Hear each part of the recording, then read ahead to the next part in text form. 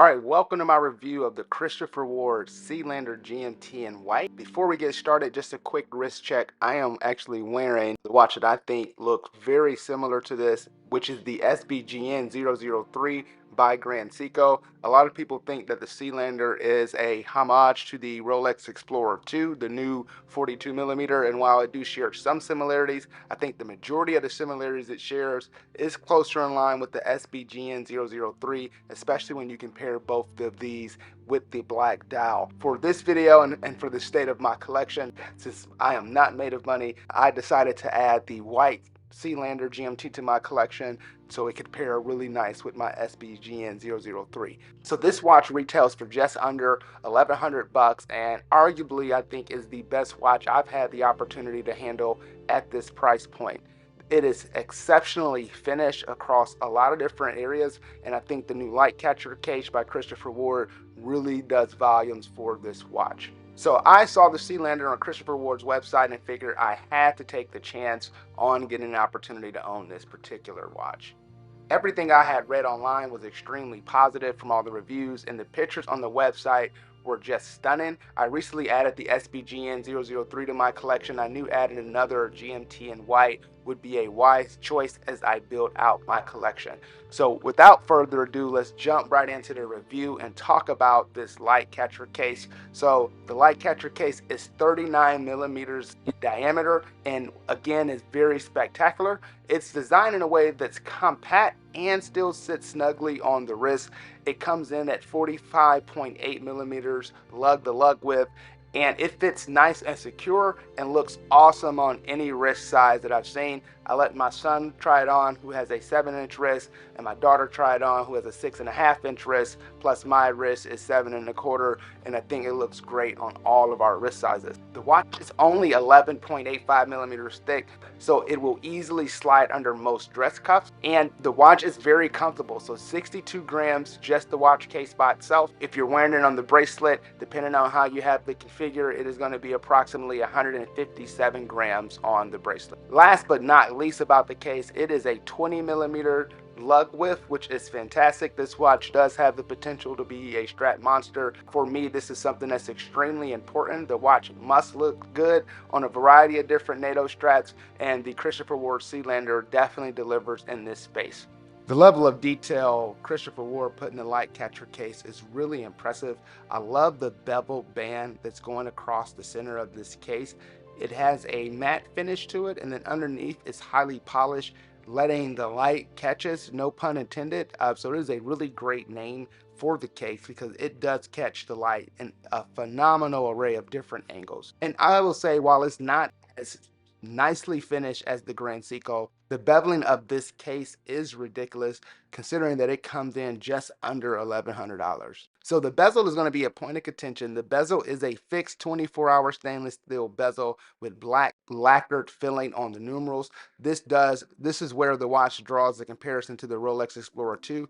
I think the watch stands on its own. If you compare the indices, I think the shape of the hands, even the size of the watch, it is definitely going to be more in line with the Grand Seiko than it is the newer version of the Rolex Explorer 2.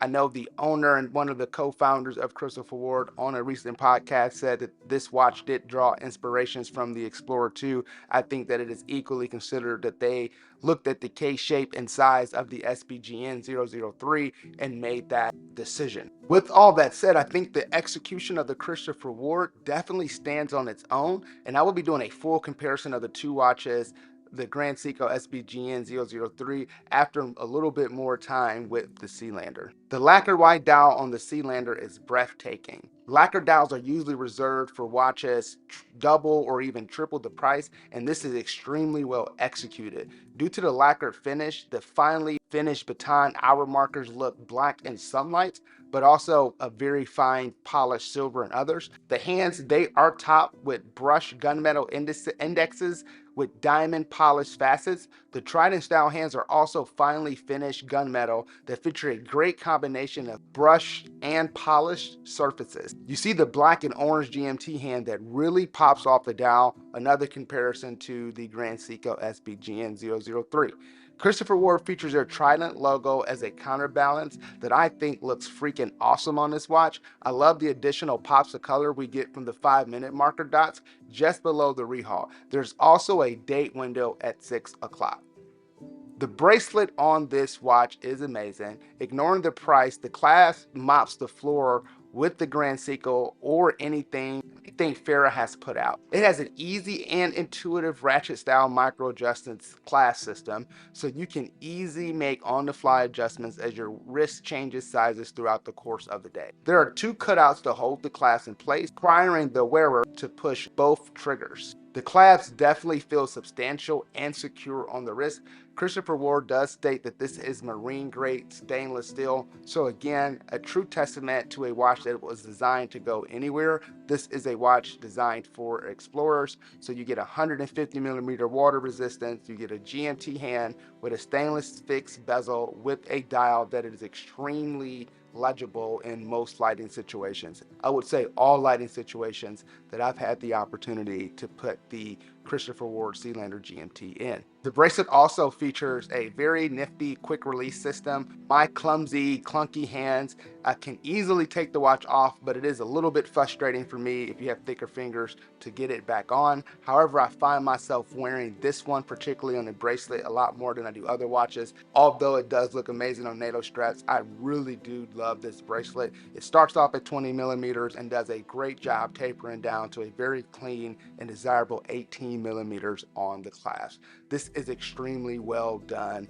at any price point, but again, I am blown away that this watch was delivered for a price point at just under $1,100. The beautiful and large orange GMT hand is coated in both Pantone bright orange and super luminova grade X1 BLC1, aiding visibility in day and night. This thing really pops off the dial. The orange GMT hand does look freaking awesome against the white contrasting background. And like I said earlier, depending on the light, the indices sometimes look a really deep black just because of that gunmetal finishing.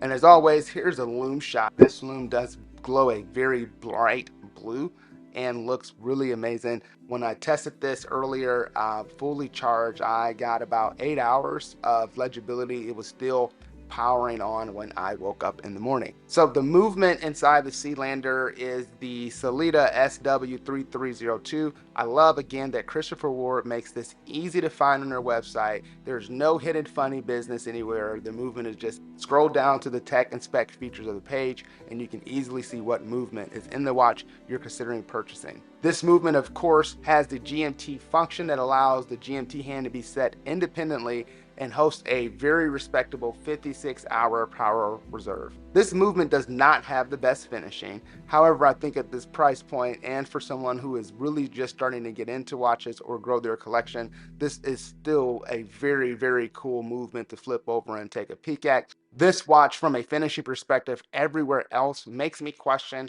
why do other brands charge double or quadruple the price for a less refined product? This confirms that Christopher Ward right now is just delivering on another level. They're occupying a really unique space in the watch industry right now that sits squarely between micro brand and major brand.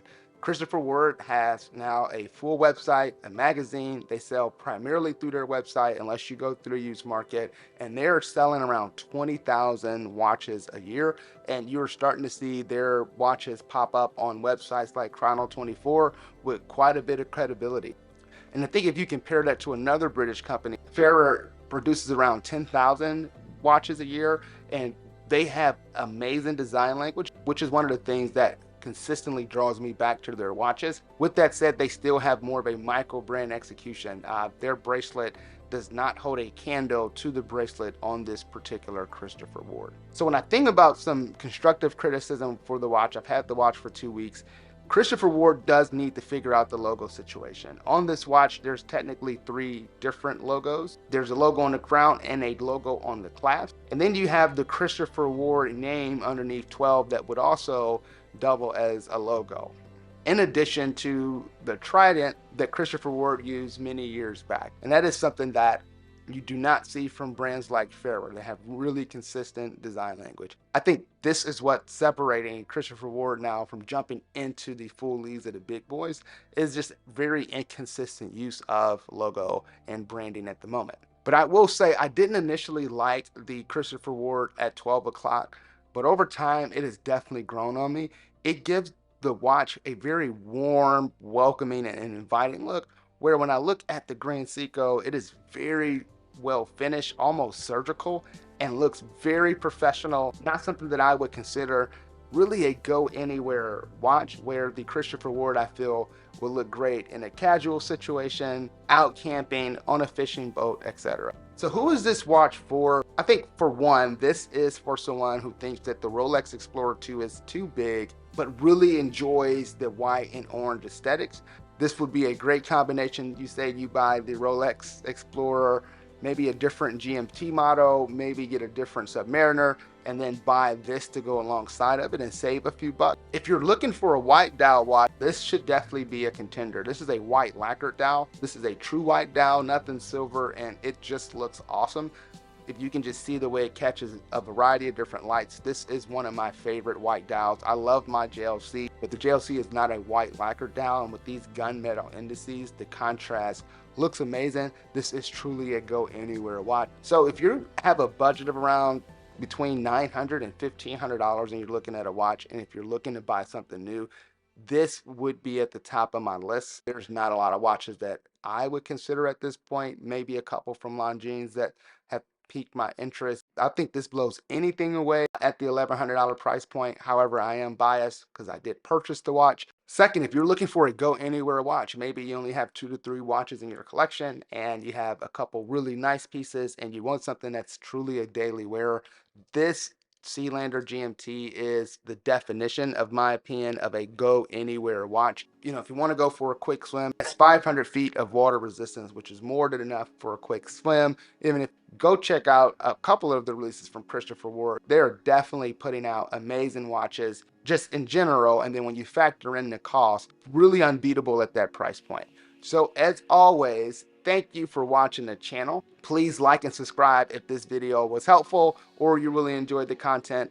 It has definitely been great getting back in my studio. Please check out my Instagram page by the same name, JWO Studio, where I post all my daily watch content and what watches I'm wearing for the day. And as always, thanks again for watching. Please continue to send feedback, and I will see you all soon.